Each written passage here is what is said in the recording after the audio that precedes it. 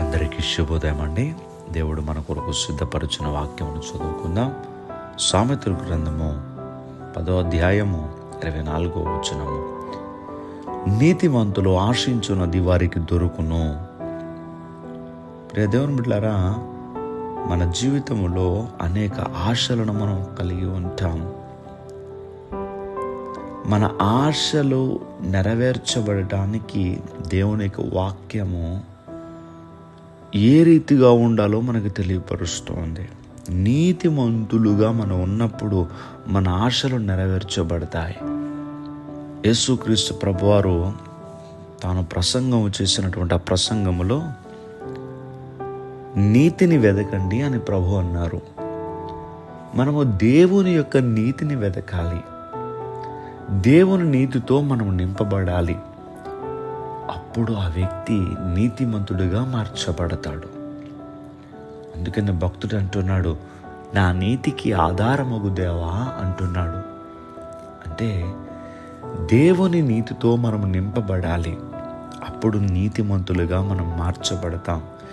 నీతిమంతులకు కలిగేటటువంటి ఆశలు, ఎందుకంటే దేవుని నీతితో మనం ఎప్పుడైతే నింపబడతామో, ఆయన నీతి కోసం మనము కనిపెట్టి ఆ నీతితో మనము నింపబడినప్పుడు మనకు కలిగేటటువంటి ఆశలు కూడా లోక సంబంధమైన ఆశలు కలగవండి. శరీరాశ, నేత్రాశ, జీవపు డంబము ఇలాంటి ఆశలు కలగవు. దేవుని నీతితో మనం నింపబడి ఉన్నాం కనుక, ఆయన నీతి మనలోనికి వచ్చినది కనుక, కీర్తనాకారుడు పలికిన రీతిగా నా నీతికి ఆధారమగు దేవా అన్నాడంటే ఆయన దేవుని నీతి మీద ఆధారపడ్డాడు. అలా మనము కూడా దేవుని నీతి మనలోనికి వచ్చినప్పుడు మన ఆశలు కూడా మారిపోతాయి. ఇప్పటి వరకు మనం చెప్పుకున్నట్టు శరీరాశ, నేత్రాశ, జీవపుడు ఇవి పని చేయకుండా దేవుని కొరకు ఆశ కలిగి మనం ఉంటాం.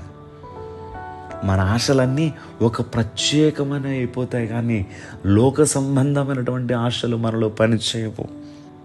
నీ జీవితము కొరకు నువ్వు ఏమైతే ఆశపడుతున్నావో అది జరగాలి అనంటే దేవుని నీతితో నింపబడు.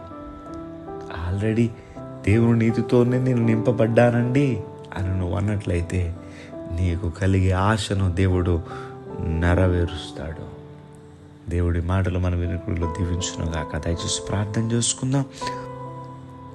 సర్వశక్తిమంతుడా, మీకు వందనములు.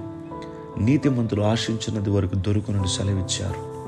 మీ నీతితో మమ్మల్ని నింపి ఈ లోక సంబంధమైన ఆశలు కాదు, కానీ మిమ్మల్ని గురించినటువంటి ఆశలు మా జీవితంలో నెరవేర్చమని ప్రార్థన చేస్తూ, ఈరోజు నీ బిడ్డలు వారి పనులు ప్రారంభిస్తుండగా వారి పనులకు తోడుగా ఉండి వారి అవసరములన్నీ కూడా తీర్చి నీ బిడ్డలు చేపట్టుకుని మీరు నడిపించమని యేసుక్రీస్తు వారి యొక్క నామం పేరట అడిగి వేడుకుంటూ ఉన్నాం మా పరమ తండ్రి. ఆమేన్, ఆమేన్, ఆమేన్.